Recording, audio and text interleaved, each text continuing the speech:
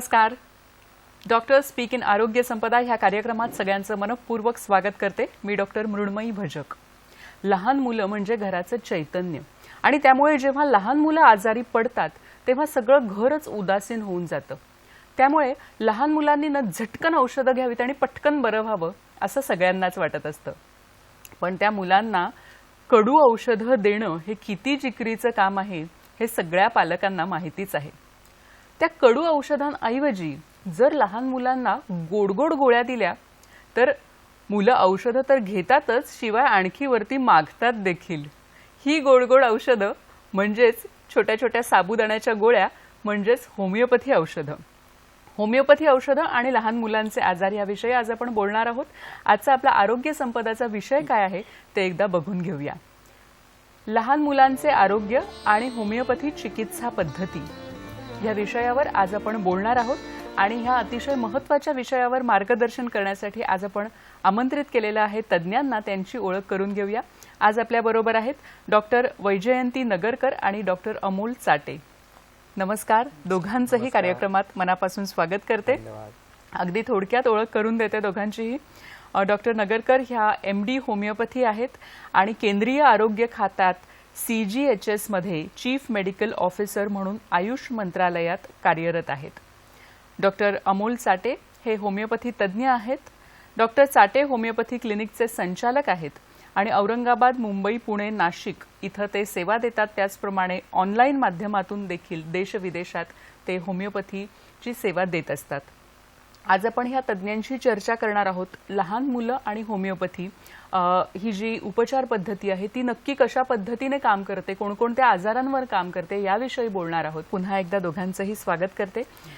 Doctor Vaijayanti, homeopathy गोळ्या किंवा ज्याला सगळेजण साबुदाण्याच्या गोळ्या म्हणतात तर अनेक शंका असतात. खरं तर मुळात ह्या पॅथीबद्दलच अनेक शंका असतात. तर ह्याचं मूळ जे तत्व आहे तर ते काय सांगाल तुम्ही? सर्व प्रेक्षकांना नमस्कार. डॉक्टर मृण्मयींनी एक छान प्रश्न विचारला जी सगळ्या लोकांच्या मनात शंका असते. आमचे जे जनक आहेत डॉक्टर सॅम्युअल हॅनिमन यांनी 1796 मध्ये होमिओपॅथीची ह्या म्हणजे शास्त्राचा शोध लावला. त्यांच्यानुसार असं नाही, पण जागतिक आपण जर बघितलं तर मानव म्हणलं की मन हे खूप सगळ्यात महत्त्वाची गोष्ट असते. हो. त्या अनुषंगाने डॉक्टर हॅनिमनला हे समजलं की माणसाची आपण जे म्हणतो की एक पर्सनॅलिटी, व्यक्तिमत्व म्हणा किंवा मानसिकता, विचार हे फार महत्त्वाचे असतात आणि त्याला जर आपल्याला महत्त्व द्यायचं असेल तर ह्यापेक्षा बेस्ट पॅथी होऊ शकत नाही. याच कारणामुळे त्यांनी हे ठरवलं की आपल्या वेळेला जे काही ड्रग्स प्रूव्ह करायचे आहेत त्या काळात तर त्यांनी ते ड्रग्ज निवडून माणसांवरच त्याचे प्रयोग सुरू केले आणि त्यांचे जे काय संवेदना असतील, त्यांची काय मानसिकता असेल ते सगळं असं टिपून घेतले आणि त्याची पुस्तकं बनवली. त्या आधारावरती त्यांना हे लक्षात आलं की जे औषधं आपण किंवा जे ड्रग्ज आपण त्या माणसांना देतोय त्याच आधारावरती ते द्रव त्या व्यक्तीच्या त्या आजाराला उपयोगी पडू शकतं. म्हणजे थोडक्यात आपण मराठीत जसं म्हणतो काट्याने काटा काढणे, तर त्यांनी ते नाव दिलं सिमिलिया सिमिलेबस क्युरेंटर. आणि अजून महत्त्वाची तत्व अशी आहेत की थिअरी ऑफ इंडिव्हिज्युअलायझेशन हे होमिओपॅथीमध्ये फार महत्त्वाचं आहे की मानव किंवा मानवाच्या पर्सनॅलिटीला हे भिन्न आपण म्हणतो. दोन माणसं कधीही एक समान नसतात, म्हणजे इव्हन जुळी लोक किंवा जुळी मुलं सुद्धा एक समान नसतात. तर हा जो थिअरी ऑफ इंडिव्हिज्युअलायझेशन आहे हा फार महत्त्वाचा आहे. आणि सगळ्यात महत्त्वाचं की आपण जेव्हा ही औषधं मानवाला देतोय ही फार मिनिमम डोसेजमध्ये त्याची गरज पडते. त्यामुळे मिनिमल डोसेज हा पण एक फार महत्त्वाचा शोध डॉक्टर हॅनिमननी लावला. नक्कीच. म्हणजे खरं तर यातल्या सगळ्याच गोष्टी की एकतर प्रत्येक माणूस वेगळा असतो, त्यामुळे जरी 4 माणसांना ताप आला तरी तो प्रत्येकाचा ताप हा वेगळा असतो. तर त्याप्रमाणे ही जी औषध प्रणाली आहे ती काम करते. सर, तुम्ही काय सांगाल की कुठले कुठले आजार आहेत की ज्यांच्यावर ही उपचार पद्धती आहे, होमिओपॅथी उपचार पद्धती, ती चांगल्या पद्धतीने काम करू शकते? ॲक्च्युली होमिओपॅथी उपचार पद्धतीविषयी गैरसमज आहे की होमिओपॅथी उपचार पद्धती ही जुनाट आजारावरतीच जास्त चांगल्या प्रकारे काम करते किंवा होमिओपॅथी उपचार पद्धतीमध्ये आजार बरा करायला खूप वेळ लागतो. पण हा गैरसमज आहे की सर्दी, इवन आपण सर्दी खोकल्यापासनं तर मोठमोठ्या आजारांपर्यंत हो सर्व प्रकारच्या आजारावरती होमिओपॅथी औषधांचा वापर करू शकतो. आणि जो गैरसमज आहे की होमिओपॅथीने खूप दिवस लागतील, वेळ लागेल, असं नाही आहे. की होमिओपॅथीमध्ये आपण जर एक उदाहरण घेतलं की सर्दी, खोकला, ताप, आपण जर इतर मेडिकलच्या गोळ्या घेतल्या तर कमीत कमी 3 दिवस तरी अँटीबायोटिकचा कोर्स करावा लागतो. हो पण होमिओपॅथीमध्ये आपण 1 तासामध्ये ताप कमी करू शकतो, 1 तासामध्ये खोकला कमी करू शकतो. मग स्लो कोण, होमिओपॅथी की मेडिकलच्या गोळ्या? गोष्ट अशी आहे. नक्कीच. म्हणजे अगदी छोट्या छोट्या हा. आजारापासून किंवा ज्याला आपण म्हणतो तात्कालिक जे आजार आहे तिथपासून ते जुनाट आजारापर्यंत सगळ्या औषधांवर हे जे होमिओपॅथी ही जी पॅथी आहे ही काम करू शकते. मॅडम मगाशी मी जसं म्हणाले की लहान मुलांना गोळ्या आवडतात, ते उलट मागून घेतात लहान मुलं आम्हाला अजून द्या म्हणून, तर ते एक कारण आहे. पण त्याच्याही पेक्षा महत्वाचं कारण लहान मुलांना औषध देण्याचं म्हणजे तुम्ही दोघांनी जसं सांगितलं की ती प्रभावी औषध पद्धती आहे. तर तुम्ही काय सांगाल की लहान मुलांच्या लहानपणापासून जेव्हा एखादं मूल फक्त होमिओपॅथी औषधांवर असतं तर त्याचे फायदे काय काय होतात? अगदी हा मजेचाच भाग झाला हा. की साबुदाण्यासारख्या गोळ्या खायला मजा वाटते, म्हणजे मुलांना ती खाऊच वाटते. हो आणि बऱ्याच वेळा असं वाटतं की आई वडिलांना ती औषधं थोडी लांब वरती ठेवावी लागतात, हो. कारण ती मुलं गुपचूप जाऊन पटकन ती सगळी खाऊन टाकतात. मजेचा भाग सोडला तर खरंच होमिओपॅथीच्या औषधांचे खूप फायदे आहेत. म्हणजे आता बघा ना, कोरोनाच्या काळामध्ये आपल्याला जेव्हा लक्षात आलं की प्रतिकारशक्तीवर सगळ्या गोष्टी अवलंबून हो. आहेत, तर तेव्हा आई वडील जागृत झाले की आता प्रतिकारशक्ती वाढवणे हे आपलं आयुष्याचा गोल असायला पाहिजे, जो आत्ता समजला. खरंय. पण जेव्हा आपण बघतो की नवजात मूल जे असतं म्हणजे अगदी जन्मल्यानंतर ते जेव्हा असं बाहेरच्या सभोवतालच्या वातावरणाशी इंटरॅक्शन सुरू होते त्याची किंवा अडॅप्टेशन सुरू होतं, तेव्हा आपण बघतो की कावीळ होते, काही वेळेला ताप येतो, थोडासा जुलाबाचा त्रास होतो किंवा उलट्या होतात, असे वेगवेगळ्या तक्रारी होतात. पण ह्या एकदम तात्कालिक असतात, एक 2-3 दिवसापुरता असतात आणि आपण त्या नॉर्मल फिजिओलॉजिकल मानतो. त्याच्यासाठी काही विशेष औषधोपचार करावे नाही लागत. पण आपल्याला म्हणजे जे आपल्याला असं हे येतो की विचार येतो की केव्हा मुलाला औषधं सुरू करायची. होमिओपॅथी तर करायचीच, पण औषधं केव्हा, की हे मूल जेव्हा वारंवार आजारी पडायला लागतं, 1 महिना झाला, 2 महिना झाला की मग सर्दी खोकल्याचा त्रास होतो, मुलांना जुलाब होतात किंवा दूध पचत नाही, अशा खूप तक्रारी असतात. आणि मग जसं तुम्ही म्हणालात की जर चैतन्यच नाही घरामध्ये, मूल हसलंच नाही, तर नॅचरली पालकही टेन्शनमध्ये जातात आणि मग त्यांना विचार येतो की कसंही करून हा त्रास थांबला पाहिजे. होमिओपॅथी ही अशी एक उपचार पद्धती आहे जी टेम्पररी रिलीफ देत नाही. काही असे आहेत उपचार पद्धती की तुम्ही एक डोस घेतला 2-3 दिवसाचा तर तेवढा पुरतं थांबलं, पण त्या मुलाची जर ती टेंडन्सी असेल तर ती तक्रार वारंवार होत राहणार. मग त्याला उपाय काय? आता 2 गोष्टी आहेत की जर एखादं मूल अगदीच 1 महिन्या 2 महिन्यापासूनच जर आजारी पडायला लागलं तर ते आपल्याला काय सांगतं की ह्या मुलाची प्रतिकारशक्ती किंवा इम्युनिटी नॉर्मलपेक्षा निश्चितच कमी आहे, नॉर्मल नाहीये. दुसरी गोष्ट, पालक बऱ्याच वेळा सांगतात की मूल 2-3 वर्षापर्यंत ठीक होतं आणि जेव्हा शाळेत जायला लागलं तेव्हापासून त्याला ते आजारपण सुरू झाले. हे बऱ्याचदा आपल्याला दिसून येतं. म्हणजे काहीतरी परत माल अडॅप्टेशनचा इश्यू झालेला आहे की मूल इतके दिवस घरी होतं तेव्हा काही त्रास नाही झाला, सिक्युअर्ड एन्व्हायरमेंटमध्ये होतं.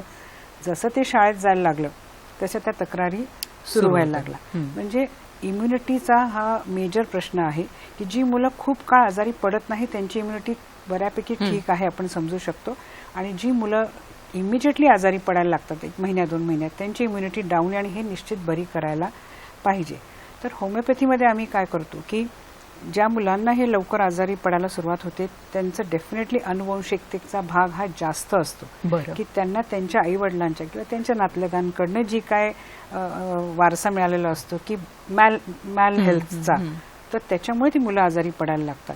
तर होमिओपॅथीमध्ये आम्ही कसं करतो, समग्र विचार करतो, म्हणजे we talk it as a holistic approach, सर्वांगीण. म्हणजे त्या मुलाचे सगळे फॅमिली हिस्ट्री घ्यायची, कौटुंबिक माहिती घ्यायची, लहानपणापासून त्याची सवयी काय आहे, त्याची मानसिकता, त्याचे विचार, त्याची झोपेची पद्धत काय आहे, त्याचे माइलस्टोन, हे सगळं आम्ही आढावा घेतल्यानंतर आम्ही काही औषधं सिलेक्ट करतो. ती जेव्हा आम्ही त्या मुलांना देतो तेव्हा डेफिनेटली ते वारंवार होणारे ते आजार थांबतात. आणि दुसरी गोष्ट, जेव्हा आपण त्या लहान वयामध्येच तो आजार थांबवतो तेव्हा नॅचरली ती व्यक्ती पुढच्या पिढीमध्ये ट्रान्सफर करायला नॅचरली कमी पडतात ना, कमी आजार पुढच्या पिढीला नक्कीच. ट्रान्सफर म्हणजे अनुवंशिकता हा एक भाग असू शकतो की हो. जेव्हा लहान मुलांमध्ये आपण बघतो की वारंवार आजारपण हे येत असतं. डॉक्टर साठे, तुम्ही काय सांगाल? तुम्ही अनेक लहान मुलांना आतापर्यंत उपचार केलेले आहेत की जेव्हा लहानपणापासून होमिओपॅथी दिलं जातं आणि ज्या मुलांमध्ये लहानपणापासून होमिओपॅथी दिलं जात नाही यांच्यामध्ये तुम्हाला फरक दिसला असेल, आणि काय वेगळे फायदे तुम्हाला दिसतात की जी मुलं पहिल्यापासून होमिओपॅथी औषधांवर आहेत? ॲक्च्युली सध्याला माझ्या क्लिनिकमध्ये जेव्हा काही पेशंट येतात तर मी असा काही ट्रेंड बघितला आहे हां. की इव्हन मोठमोठे डॉक्टरही आहेत की ते त्यांच्या मुलांना जन्मल्यापासून फक्त होमिओपॅथी औषध देतात. हो हो, की त्यांचं म्हणणं आहे की आम्हाला मेडिकलच्या गोळ्या द्यायच्याच नाहीयेत. बरोबर आहे. होमिओपॅथी बेबी म्हणतात हा, की लहान हा एक मुलांना. म्हणजे हा एक नवीन ट्रेंड सुरू झालाय हां, हां. आणि ही खूप आनंदाची आणि चांगली गोष्ट आहे की अशा काही फॅमिली आहेत आज महाराष्ट्रात किंवा भारतामध्ये की ज्या त्यांच्या मुलांना फक्त होमिओपॅथीवरतीच ठेवायचा विचार करतात, म्हणजे जन्मल्यापासून तर पुढचं पूर्ण फ्युचर. बरोबर आहे. याच्यामध्ये काय होतं की आता तुम्ही आता बघितलं असेल की काही 70-80 वर्ष वयाचे वयस्कर माणसं असतात हम्म, की ते असं सांगतात की आम्ही कधीच गोळी घेतली नाही हम्म, आणि त्यांच्या उतार वयामध्येही आपल्याला त्यांना कोणता आजार दिसत नाही, की त्यांना डायबिटीज नसतो, त्यांना डायबिटीज नसतो किंवा त्यांना बीपी नसतो, त्यांना कोणताही क्रॉनिक आजार नसतो. ठीक आहे. तर हे असं का दिसतं आपल्याला की हां. बऱ्याच वेळा काय होतं की एखादा आजार लहानपणी झालेला असतो आणि मेडिकलच्या औषधांमध्ये काय होतं की आजार मुळापासून बरा नाही होत, की त्यांना काय करतात आधुनिक उपचार, मॉडर्न मेडिसिन. मॉडर्न मेडिसिन मध्ये काय होतं की मॉडर्न मेडिसिन मध्ये काय होतं की त्यांचा जो आजार आहे तो दाबला जातो आणि तो तात्पुरता दाबला जातो, पण काही दिवसानंतर, काही महिन्यानंतर, काही वर्षानंतर तो आजार दुसऱ्या स्वरूपामध्ये बाहेर येतो. होमिओपॅथीमध्ये काय होतं की लहानपणीच तो आजार मुळापासून बरा आपण करू शकतो हो. आणि त्यातनं त्याचे दुष्परिणाम आपल्याला भविष्यामध्ये दिसणारच नाहीयेत. दुसरी गोष्ट की आता लहानपणी एखादा मूल आहे, त्याला काहीतरी न्यूमोनिया झालाय किंवा त्याला काहीतरी अस्थमाचा आहे, हम्म, ॲलर्जीच आहे, त्याला अँटीबायोटिक्स, स्टिरॉइड्स वगैरे असं भरपूर मोठ्या प्रमाणात दिलं जातं हम्म, आणि ते आजार दाबला जातो आणि त्याचे दुष्परिणाम म्हणून आपल्याला त्याच्या म्हातारपणी किंवा त्याच्या उतार वयामध्ये आपल्याला मोठमोठे आजार दिसतात की टीबी असेल, थायरॉइड असेल, बीपी असेल, शुगर असेल. तर गोष्ट अशी आहे की लहानपणी पासून जर आपण होमिओपॅथीचा वापर केला हम्म. तर भविष्यात त्याला कोणत्या प्रकारचे मोठे आजार होणारच नाहीत. गोष्ट अशी आहे. बरोबर आहे. पण आता किती लहानपणापासून सुरू करायचं, म्हणजे डॉक्टर साठे, किती लहानपणापासून आपण हे औषधं सुरू करू शकतो? हा, म्हणजे आता हे बघा, आपण जन्मल्याच्या नंतर पहिल्या दिवसापासून होमिओपॅथी औषधं देऊ अच्छा, शकतो. पहिल्या दिवसापासून पण हा, नुकतंच फक्त कसं जन्मलेल्या आहे मुलाला. की जे आपण डोसेस दिले जातात लहान बेबींना, ते आपल्याला एक ठराविक लिमिटेड किंवा खूप काटेकोरपणे विचार करून द्यावे लागतात आणि वयस्कर माणसामध्ये आपण हेवी डोसेस जरी दिले होमिओपॅथीमधूनही तरी काही दुष्परिणाम होत नाही. हम्म, त्यात दुष्परिणाम होतच नाही, पण थोडं आपल्याला विचार करून लहान मुलांमध्ये द्यावं लागतं. तर इव्हन डे फर्स्ट पासूनही आपण होमिओपॅथी उपचार देऊ शकतो. अच्छा. हा, म्हणजे अगदी नवजात जे शिशु असतं, अगदी नुकतंच जन्मलेलं बाळ असतं, त्याला देखील आपण हे उपचार देऊ शकतो. डॉक्टर नगरकर, मला काय सांगाल की जेव्हा एवढ्या लहान मुलाला औषध द्यायचं असतं आणि होमिओपॅथी ही जी उपचार पद्धती आहे ही आपण लक्षणांवर बरंचसं घेतलं जातं किंवा तुम्ही जसं म्हणालात की त्याची मानसिकता ही तपासली जाते, मग आता एवढ्या लहान मुलांमध्ये कसं तुम्ही औषधं देता किंवा कुठल्या गोष्टी तुम्हाला त्यात बघायला मिळतात? डॉक्टर साठे जसं म्हणाले की आपण अगदी लहान 1 दिवसाच्या 2 दिवस मुलाला पण देऊ शकतो. मी तर म्हणेन त्याच्याही आधी, म्हणजे जेव्हा 9 महिने आई गरोदर असते हां. तेव्हा हे लक्षात आलेलं आहे, म्हणजे आमच्या क्लिनिकल ऑब्झर्वेशनमध्ये, की त्या आईच्या काही तक्रारीनं थोड्याशा बदलतात, त्या आईच्या आवडीनिवडी थोड्या बदलतात, थोडासा स्वभावामध्ये फरक यायला लागतो. असे काही काही बदल जे 9 महिन्यामध्ये त्या आईमध्ये होतात, त्याच्या नावाने हे लक्षात येतं की कदाचित त्या मुलाचं जेव्हा त्या मुलाची जेव्हा आपल्याला म्हणजे अपेक्षा असते 9 महिन्यानंतर, पण त्याची सुरुवात जी आहे लक्षणांची ती आत्तापासूनच झालेली आहे. आणि म्हणून आपण काय करतो, जर आपण त्या गरोदरपणामध्येच त्या आईच्या सगळ्या सिम्पटम्स टिपून घेऊ शकलो तर औषध तेव्हाही देऊ शकतो. This is a very ideal time. दुसरी गोष्ट म्हणजे ते लहान मुलासाठी म्हणून आपण आईला औषध देऊ शकतो. आईला जरी आपण औषध दिलं तर पुढे होणारा जो त्रास आहे, आता मी सांगते, फॉर एक्झाम्पल एखाद्या आईला जर कधीच ब्रॉन्कायटिसचा त्रास नव्हता तिच्या आयुष्यात, पण ह्या 9 महिन्यामध्ये वारंवार 2-3 वेळा तिला ब्रॉन्कायटिसचा त्रास सुरू झाला किंवा इतर तक्रारी, तर हे निश्चितपणे त्या मुलाला पुढे होणाऱ्या आजारांचे हे आपल्याला एक लक्षण आधीच दिसून येतं. मग त्या काळात आपण त्या आईला जर अशी काही औषधं दिली, डेफिनेटली त्या मुलावर पुढे जन्मल्यानंतर ह्या ब्रॉन्कायटिसचे जे काय वारंवार होणारे त्रास आहेत हे निश्चितपणे कमी होऊ शकतात. बरोबर आहे. आणि आता जसं तुम्ही म्हणालात की लहान मुलांमध्ये कसं काय ठरवायचं, हे फार महत्वाची गोष्ट आहे आणि हे निश्चित आमच्यासाठी हे फार आव्हानात्मक आहे.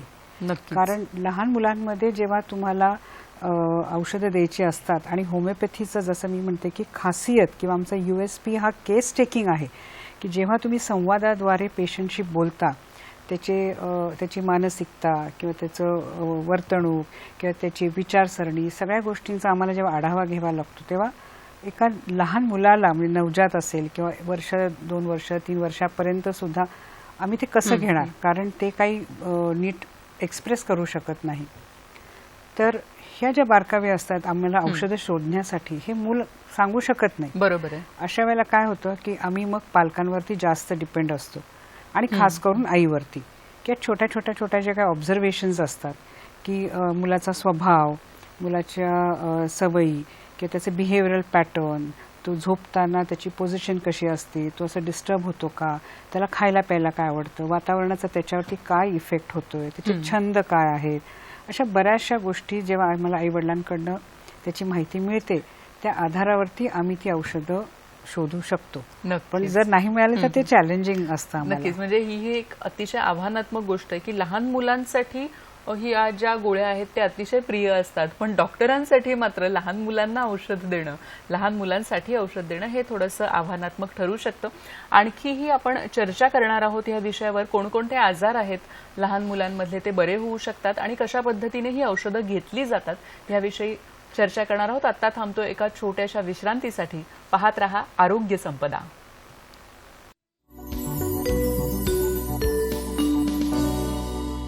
नमस्कार. विश्रांतीनंतर सगळ्यांचं मनपूर्वक स्वागत करते. लहान मुलांचे आजार आणि ह्या लहान मुलांच्या आजारांवर होमिओपॅथी उपचार पद्धती कशा पद्धतीने काम करते याविषयी आज आपण चर्चा करतोय आणि आपल्याला मार्गदर्शन करतायत डॉक्टर वैजयंती नगरकर आणि डॉक्टर अमोल चाटे. आपल्याला एक फोन येतोय. विजय लिंगायत आपल्याशी बोलतायत धुळ्याहून. नमस्कार. आपला प्रश्न सलग विचारा. सर नमस्कार. नमस्कार. हा मॅडम, माझा 6 वर्षाचा मुलगा आहे. हॅलो, सलग विचारा प्रश्न. हो, आवाज येतोय तुमचा. हा, माझा 6 वर्षाचा मुलगा आहे. त्याला जोबो सिंड्रोमचा प्रॉब्लेम आहे. हा, लहान मेंदूचा विकास कमी झालेला आहे. त्याचा बॅलन्सिंग प्रॉब्लेम आणि स्पीच मध्ये पण तो फक्त पापा बाबा एवढंच बोलतो. तर त्याच्या पुढे होमिओपॅथी मध्ये काही ग्रोथ होऊ शकते का? असे काही ट्रीटमेंट आहे का होमिओपॅथी मध्ये? धन्यवाद. काय सांगाल मॅडम? मिस्टर विजय, ज्या अर्थी तुमच्या मुलाला हे अशा प्रकारचे प्रॉब्लेम्स आहेत, तर कदाचित थोडंसं अनुवंशिकतेमध्ये त्याला काही त्याच्या आजारपणांमध्ये इन्फ्लुएन्सेस आलेले असणार आहेत. दुसरी गोष्ट, काही गोष्टी ऑटो इम्युन डिसऑर्डर्समध्ये आम्ही त्याची गणना करतो आणि जर त्याचं थोडंसं मानसिकरित्या आपण म्हणतो की थोडं रिटार्डेड आहे, तर त्याची जर काय मॉडर्न मेडिसिनची ट्रीटमेंट जर चालू असेल तर ती चालू ठेवून हरकत नाही आहे तुम्ही होमिओपॅथीची मेडिसिन्स ॲड करायला. कारण काय होतं, कधी कधी छोटे मोठे आजार अधूनमधून येत राहतात, तर ते दाबून त्याचं परत रूपांतर जुनाट रोगांमध्ये करण्यापेक्षा होमिओपॅथीची औषधं तुम्ही ॲड ऑन करू शकता. आमच्याकडे एक होमिओपॅथीचं कन्सेप्ट आहे कॉन्स्टिट्यूशनल मेडिसिन, जे मी म्हटलं की आम्ही त्या व्यक्तीच्या किंवा त्या मुलाच्या सर्वांगीण किंवा समग्र विचारांनी ते सिलेक्ट करतो. त्याचे जसं स्वभाव असेल, त्याचं बिहेवियर असेल, जे काय असेल ते, प्लस अनुवंशिकतेमुळे जे आलेले काही आजार असेल त्याच्यासाठी सुद्धा आमच्याकडे एक अँटी मायझमॅटिक म्हणून अशी औषधं असतात की हा आजार पुढे वाढवू नये आणि थोडासा तिथेच जर आपण त्याला आटोक्यात आणलं त्याचेही फायदे होतात. त्यामुळे असे 3-4 प्रकारची जी औषधं आमच्याकडे आहेत ती तुम्ही त्या मुलाला द्यायला निश्चित हरकत नाहीये. आणि जर काही कंपल्सरी मॉडर्न मेडिसिनची औषधं जर त्याला चालू ठेवावीच लागणार असतील तर ती ठेवायला काहीही हरकत नाहीये. नक्कीच. म्हणजे खरं तर अनेक असे आजार असतात की ज्याला आपण असाध्य असं एक लेबल लावलेलं असतं आणि मग त्याच्यावर कुठलेच उपचार नाही असं पण आपण म्हणत असतो. तर डॉक्टर अमोल, तुम्ही काय सांगाल की असे कोणते आजार आहेत की जे आपण सहसा असाध्य रोगांमध्ये गणतो पण होमिओपॅथी औषधांनी त्याचे छान उपचार होऊ शकतात? ॲक्च्युली आता हा जो फोन आला होता तर त्यांना मला पहिले एक थोडंसं सांगायचं हो जरूर. हां की त्यांच्या मुलाचा जो मेंदूचा प्रॉब्लेम आहे तर त्याच्यामध्ये नक्कीच होमिओपॅथी औषधांनी आपल्याला चांगल्या प्रकारे काही ना काही करता येईल की भलेही 100% जरी पॉसिबल नाही झालं, प्रयत्न तर 100%च असेल. हो. आणि ज्याही डॉक्टरांकडे ते जातील त्यांच्याकडून ते चांगल्याच प्रकारे औषधं घेतील आणि डॉक्टरही चांगल्या प्रकारे त्यांना ट्रीटमेंट देतीलच. तर त्याच्यामध्ये त्यांच्या आजाराचा जो प्रकार आहे याच्यामध्ये काय होईल की आजाराचे लक्षणं जे आहेत आजच्या डेटला किंवा आजाराचे जे प्रकार आहे तो कुठे ना कुठे माइल्ड होईल किंवा त्या मुलाला ग्रो करण्यासाठी त्याच्या ग्रोथमध्ये कुठे ना कुठे आपल्याला चांगली इम्प्रूव्हमेंट देता येईल. भले आजार 100% नाही पण 70% तरी आपण तो कमी करू शकतो. गोष्ट अशी होईलच कुठे ना कुठे. हो. त्याच्यामध्ये परत आमच्या ब्रेनच्या आजारांमध्ये की एलएम पोटेन्सी एक बऱ्यापैकी चांगलं काम करेल त्याच्यामध्ये. तर त्याच्यामुळे मिस्टर विजय जे होते त्यांच्या मुलाला त्यांनी होमिओपॅथी औषधं द्यावेत. त्यांना जेही जवळ होमिओपॅथी डॉक्टर मिळतील तर त्यांनी कन्सर्न करावं, त्यांना भेटावं आणि औषधं सुरू करावीत आणि कुठे आपल्याला चांगल्या प्रकारे इम्प्रूव्हमेंट दिसेलच त्याच्यामध्ये. नक्कीच. म्हणजे आपण औषधं जसं दोघांनीही तुम्ही सांगितलं की औषधं आपण सुरू करायला पाहिजेत त्या मुलासाठी. डॉक्टर अमोल, मी मगाशी तुम्हाला म्हटलं तसे अनेक असाध्य आजार असतात, तर कोणते असे आहेत की जे तुम्ही तुमच्या प्रॅक्टिसमध्ये पाहिलेले आहेत? ऍक्च्युली असाध्य आजार ही कन्सेप्ट मॉडर्न मेडिसिनची आहे, होमिओपॅथीची नाहीच आहे. बरं बरं. असाध्य म्हणजे काय की जो बरा नाही करू शकत. आम्ही कोणताही आजार बरा करू शकतो, फॅक्ट आहे. त्याच्यामुळे आजाराला असाध्य म्हणूच नाही पहिली गोष्ट. हां ठीक आहे, 100 पैकी 1-2% आजार असतीलही की जे कोणीच नाही बरे करू शकत किंवा त्याच्यातही असं असेल की एखादा पेशंट नाही बरा होत, परंतु होमिओपॅथीने कोणताही आजार बरा करणं शक्य आहे. त्याच्यामुळे आम्ही कोणत्याच आजाराला असाध्य म्हणत नाही. त्याच्यामुळे कोणताही आजार येऊ द्या, आम्ही त्याला बरं करू. That's it. नक्कीच. आपल्याला आणखी एक फोन येतोय. मीना सैंदाणे आपल्याशी बोलतायत जळगावहून. नमस्कार, बोला, आपला प्रश्न विचारा. हा, नमस्कार मॅडम. नमस्कार. हा, मला सलग प्रश्न विचारायचं आहे मॅडमांना आणि सरांना की डेंग्यू सारख्या आजारामध्ये होमिओपॅथीमध्ये उपचार पद्धती आहेत का, आणि जर असेल तर मग त्याला पथ्य पाणी वगैरे काय ते त्यांनी सांगावं. आभार. जरूर, धन्यवाद. मॅडम, काय सांगाल, डेंग्यू सारख्या आजाराला उपचार आहेत का? जसं मगाशी मी म्हटलं की होमिओपॅथी ही जी उपचार पद्धती आहे ही ना लक्षणांवरती अवलंबून आहे. म्हणजे आमच्याकडे जर समजा 10 पेशंट डेंग्यूचे जर आले तर त्या 10 पेशंटपैकी 1-2 मुलं असू शकतील, 1-2 स्त्रिया असू शकतील, कोणी पुरुष असू शकतील, कोणी वयस्कर असू शकतील. आम्हाला प्रत्येक व्यक्तीचे लक्षणं सगळ्या डिटेलिंग म्हणजे त्यांच्या स्वभावाचं किंवा त्यांच्या वेगवेगळ्या कुठल्या टायमिंगला त्यांना ताप येतो किंवा कुठले त्यांचे सांधे कशा प्रकारे दुखतात किंवा अजून त्याच्या व्यतिरिक्त बरेचसे डेंग्यूची लक्षणं असतात. आम्ही प्रत्येकाची घेणार आणि त्या व्यक्तीला ते जे औषध सूट आहे त्या पद्धतीने आम्ही ते उपचार सुरू करणार. त्यामुळे काय होतं की जसं मगाशी सर म्हणाले की आमच्या दृष्टीने सगळंच साध्य आहे, फक्त आम्हाला कसं की परफेक्टली ते औषध सापडून आम्ही त्या व्यक्तीला जेव्हा ती ट्रीटमेंट सुरू करतो तेव्हा निश्चित डेंग्यू काय कुठल्याही आजाराला आम्ही त्याच्यावरती मात करू शकतो. आणि त्या उपचार पद्धतीमध्ये काही जे आपण पथ्य म्हणतो, काही कॉमन पथ्य असतात जी त्या आजाराची असतात, काही पथ्य होमिओपॅथीचे असतात. फॉर एक्झाम्पल आम्ही सांगतो त्यांना की औषधं घेतल्यानंतर कॉफी घेऊ नका किंवा काही व्यक्तींना समजा आंबट गोष्टींचा त्रास होत असेल तर ती वर्ज्य करायची, कुणाला तेलकट खाल्ल्याने होत असेल, कुणाला थंड वातावरणात किंवा कुणाला दमट वातावरणात त्रास आहे त्याच्यात तुम्ही एक्सपोज होऊ नका. अशा किरकोळ काही पथ्य आहेत पण मेजर पथ्य असे विशेष काही नाही, कारण एकदा होमिओपॅथिक औषध लागू पडलं की ते म्हणजे जादूसारखंच काम करतं. नक्कीच. म्हणजे आपण अनेकदा अशा केसेस ऐकलेल्या आहेत की होमिओपॅथी औषधांनी अक्षरशः म्हणजे जादुई ज्याला परिणाम म्हणतो तसे दिसून येतात. डॉक्टर, तुम्ही काय सांगाल की डेंग्यू बद्दलच आणखी काही सांगाल? ऍक्च्युली भारतासारख्या देशामध्ये दर पावसाळ्यामध्ये कुठे ना कुठे डेंग्यूची साथ चालू असते आणि डेंग्यूमध्ये काय होतं की प्लेटलेट्स कमी होतात पेशंटचे, जॉईंट पेन्स होतात आणि मॉडर्न मेडिसिनमध्ये काय होतं की पेशंटला ॲडमिट करावं लागतं, प्लेटलेट्स चढवावे लागतात, पेशंट एक महिने ॲडमिट असतात, लाखो रुपयाची बिलं होतात. होमिओपॅथीमध्ये खूप कमी खर्चामध्ये आपण प्लेटलेट्स काउंट वाढवू शकतो. इवन असे काही केस स्टडी आहेत किंवा क्लिनिकल ट्रायल्स आहेत की 24 घंट्यामध्ये प्लेटलेट काउंट वाढलेला आहे होमिओपॅथी औषधांनी. इवन काही वर्षांपूर्वी तुम्ही इंटरनेटवरती सर्च करू शकता, श्रीलंकेमध्ये डेंग्यूची साथ आली होती आणि पूर्ण देशामध्ये डेंग्यू साथ पसरली होती. आणि त्या टायमिंगमध्ये तिथली गव्हर्नमेंट अक्षरशः परेशान झाली होती, कारण की भारतासारख्या मेडिकल सुविधा श्रीलंकेमध्ये नाही आहेत. आणि त्या लोकांनी काही होमिओपॅथी डॉक्टरांच्या सल्ल्यानुसार की काही ठराविक औषधं वापरली आणि ऑलमोस्ट म्हणजे 44,000 केसेस त्यांनी होमिओपॅथी औषधांनी बऱ्या केल्या. आणि त्यांचं केस स्टडी असा आहे की 44,000 लोकांमध्ये विदिन 24 to 48 आवर्समध्ये प्लेटलेट काउंट वाढलेला आहे. बरं. आणि डेंग्यू होऊन गेल्याच्या नंतरही होणारे जॉईंट पेन्स होमिओपॅथी औषधांनी पूर्णपणे बरे होतात, की जे आपल्याला मॉडर्न मेडिसिनमध्ये महिने पेनकिलरच्या गोळ्या खाव्या लागतात. तर त्याच्यामुळे होमिओपॅथी उपचार पद्धतीमध्ये डेंग्यू सारख्या आजारामध्ये इव्हन चिकनगुनिया असेल त्याच्यातही खूप प्रभावी औषधं उपलब्ध आहेत आणि खूप फास्ट काम करतात, की तुम्हाला ऍडमिट करायची गरज नाही पडत. इव्हन ह्या गोष्टी होतात, प्लेटलेटच्या बॅग चढवायची किंवा प्लेटलेटचं पिशव्या द्यायची गरज पडत नाही पेशंटला.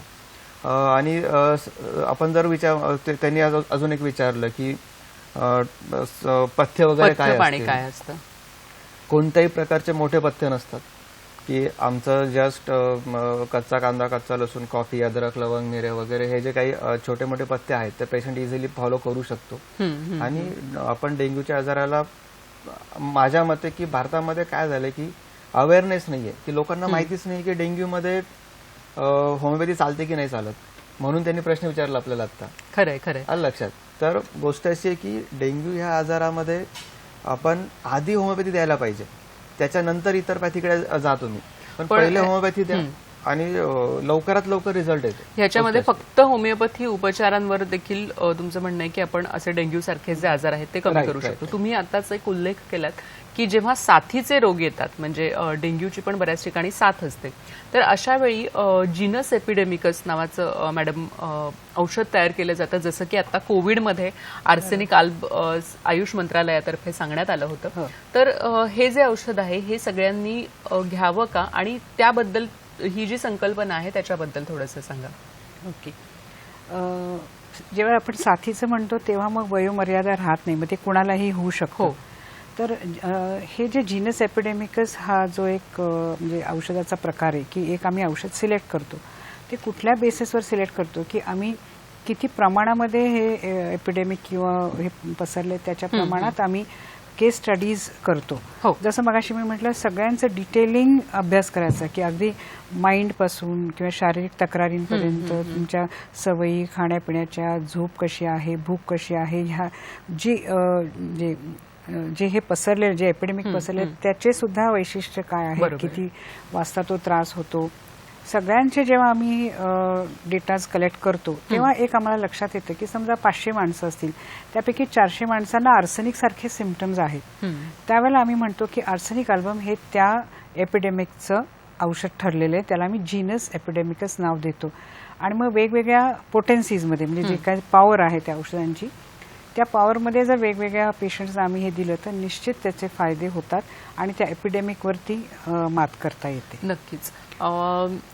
डॉक्टर अमोल चाटे, मला तुम्हाला एक वेगळा प्रश्न असा विचारायचा आहे की हल्ली आपण बघतो की लहान लहान मुलांचं एक लसीकरणाचं शेड्यूल असतं, ते जनरली फॉलो केलं जातं. परदेशामधून हा एक नवीन ट्रेंड यायला लागलेला आहे की लहान मुलांना लसीकरण द्यायचं नाही किंवा लसीकरणाचे देखील काही दुष्परिणाम असतात, त्यामुळे लसीकरण आपण टाळणं. आणि भारतामध्येही अगदी थोड्या प्रमाणात म्हणू शकतो आपण की असे काही पालक आहेत की जे अगदी जी लहान बाळं असतात त्यांना जे शेड्यूल्ड लसीकरण आहे ते करत नाहीत, आणि त्याला एक पर्याय म्हणून होमिओपॅथी असू शकतं का, किंवा अनेक पालक आपल्याला दिसतात की ते होमिओपॅथी औषधं देतात त्याऐवजी. तुमचं काय मत आहे याबद्दल? हां, ॲक्च्युली लसीकरणाचा जो तुम्ही प्रश्न विचारला हा खूप महत्त्वाचा प्रश्न आहे. गोष्ट काय होते की भारतासारख्या देशामध्ये एक लसीकरणाविषयी खूप मोठी भीती असते की पालकांमध्ये किंवा समाजामध्ये, की अरे लसीकरण नाही केलं तर मग याला आजार होऊ शकतो, लसीकरण नाही केलं तर खूप मोठं काहीतरी संकट कोसळू शकतं आपल्यावरती. पण आपल्या भारतामध्ये असे काही मे बी आता म्हणजे आता काही डॉक्टर आहेत किंवा डॉक्टर आहेत की जे त्यांच्या मुलांना लसी देतच नाही आहेत, आणि त्यांचे मुलं आता 40, 45, 50 वर्षाचे झालेत आणि त्यांना त्या लसी न घेतल्यामुळे कोणत्याही प्रकारचा दुष्परिणाम झालेला असेल किंवा कोणत्याही आजाराचा झालेला असेल असे मी बघितलेले आहेत. बरं बरं. दुसरी गोष्ट की तुम्ही जे विदेशातनं सांगितलं मी तुम्हाला स्पेसिफिक सांगतो की ऑस्ट्रेलियामधून काही डॉक्टरांचे प्रोटोकॉल्स आहेत की त्यांनी पूर्ण कोणत्या लसीला कोणता पर्याय आहे होमिओपॅथी औषधांचा त्याचे पूर्ण प्रोटोकॉल्स तयार केलेले आहेत. बरं. फक्त आपल्याला ते वापरायचे आहेत आणि ते वापरायची हिंमत आपल्याला करायची आहे. आणि आपण पण आता कोणत्याही डॉक्टरला माहिती जरी असेल तर तो हिंमत काय नाही करत की पब्लिकनी लोकांनी पालकांनी सपोर्ट केला पाहिजे की चला ठीक आहे आम्ही तुमचं होमिओपॅथी औषध वॅक्सिनेशनसाठी पर्याय वापरायची आमची इच्छा आहे आणि ते मी वापरायला पाहिजे. गोष्ट अशी आणि त्याचे दुष्परिणाम कोणते होत नाहीत. इव्हन गोष्ट अशी आहे की तुम्हाला मी सांगितलं की जी भीती आहे ती भीती घालण्यासाठी आपल्याला अवेअरनेस क्रिएट करणं आवश्यक आहे. आणि नक्कीच होमिओपॅथी औषधांमध्ये व्हॅक्सिनेशनला दुसरा पर्याय उपलब्ध आहे आणि तो होऊ शकतो. फक्त पब्लिकपर्यंत ती गोष्ट गेली पाहिजे. आपल्याला सगळ्या होमिओपॅथी डॉक्टरांना मिळूनच ती गोष्ट लोकांपर्यंत पोहोचवणं आवश्यक आहे. आणि भारतासारख्या देशामध्ये नक्कीच आपल्याला ते फॉलो करणंही शक्य आहे कारण की भारतामध्ये आज जगामध्ये सगळ्यात जास्त होमिओपॅथ आहेत आणि प्रत्येक गल्लीमध्ये होमिओपॅथी डॉक्टर उपलब्ध आहेत. त्याच्यामुळे लसीकरणासाठी सुद्धा आपल्याला जास्त एफर्ट्स घ्यायची गरज पडणार नाहीये होमिओपॅथीमधनं. आणि म्हणजे तुम्ही म्हणताय तसं जनजागृती जी आहे ती महत्वाची आहे की होमिओपॅथी जी औषधं आहेत ती कुठल्या कुठल्या आजारांवर काम करू शकतात किंवा कुठल्या गोष्टी त्यांनी आणखी फायदेशीर होऊ शकतात अशी ही जी जनजागृती आहे. आपल्या कार्यक्रमाचा देखील तोच एक हेतू आहे. आणखी जाणून घेणार आहोत काही मुद्दे पण आता वेळ झाली एका छोट्याशा विश्रांतीची. पाहत रहा आरोग्य संपदा.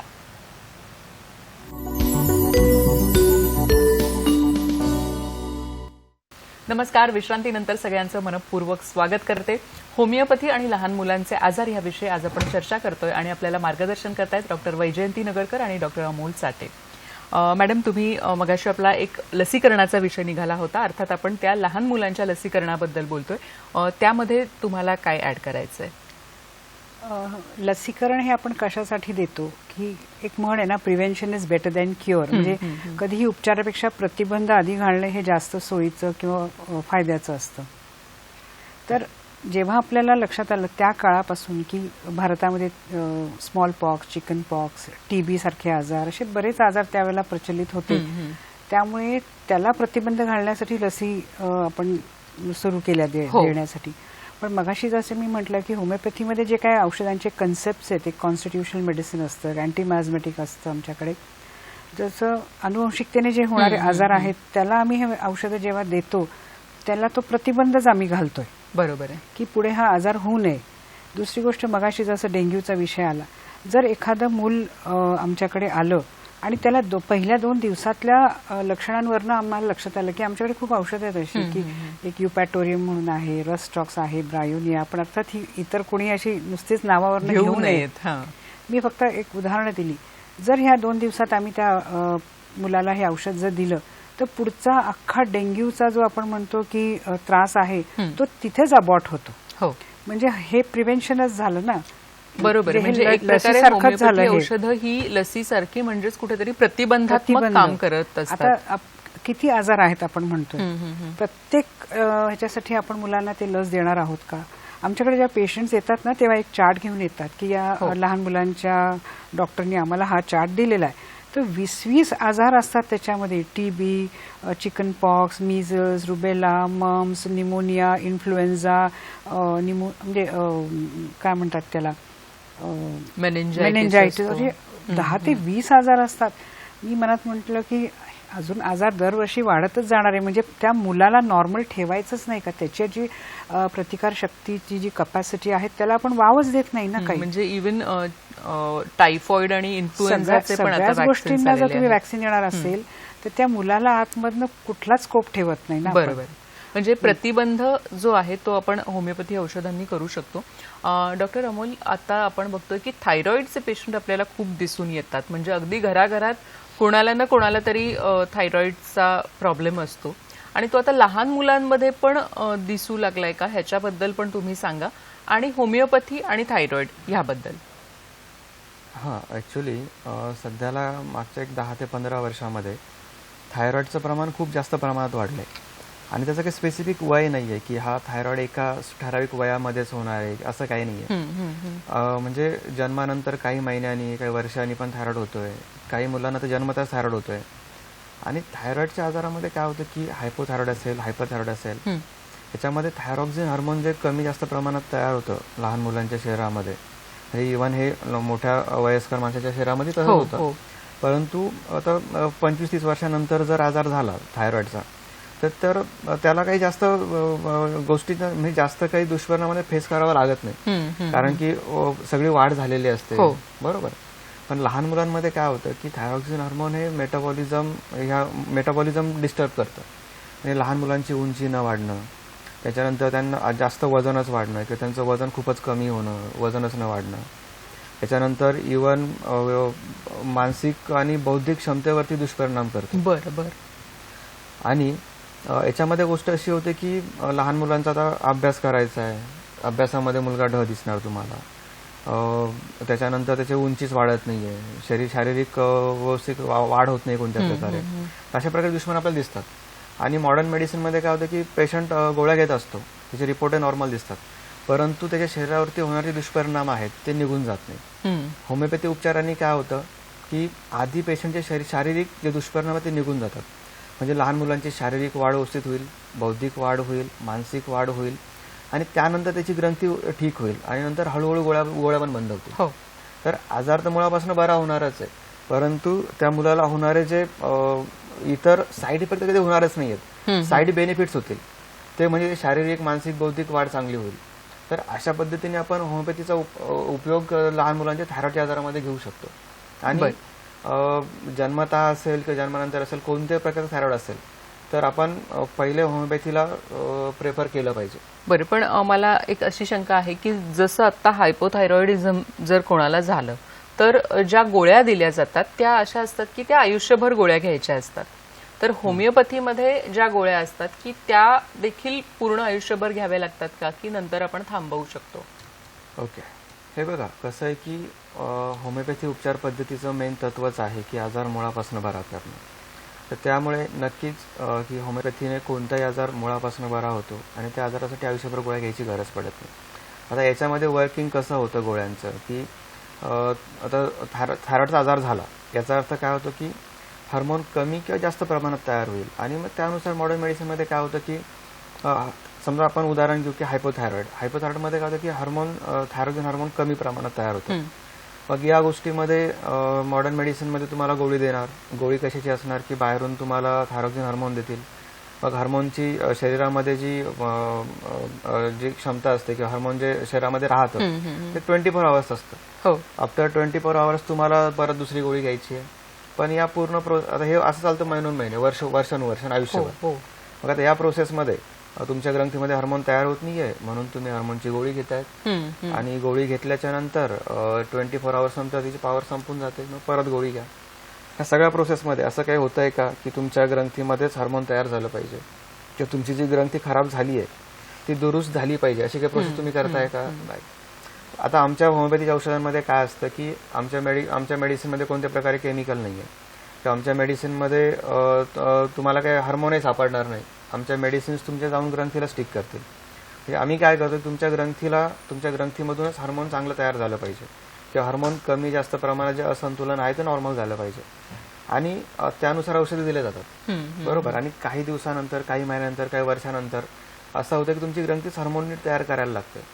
मग हळूहळू गोळ्यांचा डोस जो बाहेरचा आहे तो कमी कमी होत जातो, आणि ॲट द एंड तुमची ग्रंथीच चांगली ठीक होऊन काम करायला लागते. म्हणजे बिघडलेली जी ग्रंथी आहे ती दुरुस्त होते.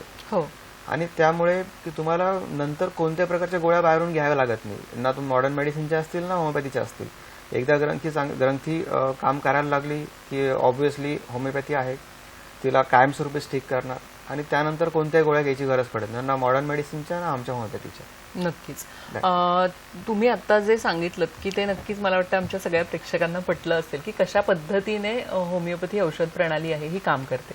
मॅडम, आज आपण लहान मुलांबद्दल बोलतोय, आणि लहान मुलं आणि त्यांचे पालक म्हटलं की काही अतिशय साधारणपणे सर्वसामान्यपणे आढळून येणाऱ्या काही तक्रारी असतात, आणि ते म्हणजे की आमचं मूल जेवत नाही. म्हणजे अगदी डॉक्टर पालक असतील तरी मला वाटतं की त्यांचीही ही तक्रार असते की मुलाला जेवणाचा एक प्रॉब्लेम येतो. काय सांगाल तुम्ही? खरं सांगू, हा प्रॉब्लेम मुलांचा नाहीये, हा पालकांच्या अप्रोचचा प्रश्न आहे. अच्छा अच्छा, म्हणजे हा मुलांचा प्रॉब्लेम नाहीच नाहीच आहे. बरोबर, ठीक आहे ना, त्याला काहीतरी आतून होतंय म्हणून तर त्याचं आपण म्हणतो ना तहान भूक किंवा इतर गोष्टींवरती त्याचा परिणाम झालेला आहे. तर पालक स्वतः, म्हणजे मी म्हटलं पालकत्व ही सोपी गोष्ट नाहीये. हो. पालक स्वतः पॅनिक मोडमध्ये असतात. त्यांना ते पालकत्वाची जी जबाबदारी ना ती परफेक्टली पूर्ण करायची असते. त्यामुळे त्यांचं असं मॉनिटरिंग असतं प्रत्येक गोष्टीवरती. जेवतच नाही, अभ्यासच नाही करत, इतकाच वेळ ह्याला गेला, तितकाच वेळ ह्याला गेला, किंवा मग टीव्हीवर बघता बघता उठतच नाही, अशा खूप गोष्टी असतात. हो. त्यांना काय करायचं असतं की ते त्यांच्या त्या बॉक्समध्ये ते बरोबर बसवायचं असतं आणि त्यामुळे हे सगळ्या तक्रारी निर्माण होतात. पालक स्वतः जेव्हा रिलॅक्स व्हायला शिकतील तेव्हा पालकत्वाची जी जबाबदारी आहे ना ती नीट, म्हणजे आपण म्हणतो ना विचारपूर्वक पार पाडू शकतील. त्याच्यासाठी मानसिकतेचा फार महत्वाचा वाटा आहे. बरं ऍक्च्युली. तर आणि हे पालकांची मानसिकता कुठेतरी बदलली पाहिजे असं तुम्हाला म्हणायचंय मुलांपेक्षा? पालक सुद्धा पूर्वी लहानच होते ना, म्हणजे ती अशी चालतच आलेली आहे. पण ह्या संदर्भात मला हे महत्वाचं सांगावं असं वाटतं की मूल आणि म्हणजे होमिओपॅथी आणि मानसिकता या मुलांच्या बाबतीत ही सर्वात महत्वाची आहे. आता बघा ना, जेव्हा नवजात मूल म्हणजे जन्माला आल्यानंतर त्याला तर काय भाषा नसते आणि संभाषणही नसतं, संवादही नसतात. मग त्याला कळणार कसं की आपल्यावर प्रेम करतंय कोणीतरी? म्हणजे खास करून कोण असतं? आईच जवळ असते. तर सुरुवातीपासून काय होतं की आईचं जे काय आईचा स्पर्श असतो हाताचा, किंवा जी नजर असते, किंवा जे हावभाव असतात, त्याच्यावर त्या मुलाला समजायला लागतं की आई आपल्यावरती प्रेम करते, किंवा वडील ज्या वेळेला वडील उपलब्ध असतील त्या वेळेला, किंवा इतर नातले. आणि थोडक्यात जर आपण बघितलं ना तर लहानपणापासून सर्वांचीच मूलभूत गरज काय असते? प्रेमाची, आपुलकीची, मायेची, की कोणीतरी आपल्याला समजून घेईल, कोणीतरी आपल्याला पाठिंबा देईल. जशी मुलं मोठी होतात तसं त्यांना विचारांची पण एक आपण म्हणतो फ्रीडम ऑफ थॉट दिला पाहिजे, की त्याच्यात सुद्धा त्यांना स्वातंत्र्य दिलं गेलं पाहिजे मुलांना. आणि हे जेव्हा मुलांना मिळत जातं, आणि मुलांना पण एक इगो असतो, आत्मसन्मान असतो, तो जपला पाहिजे.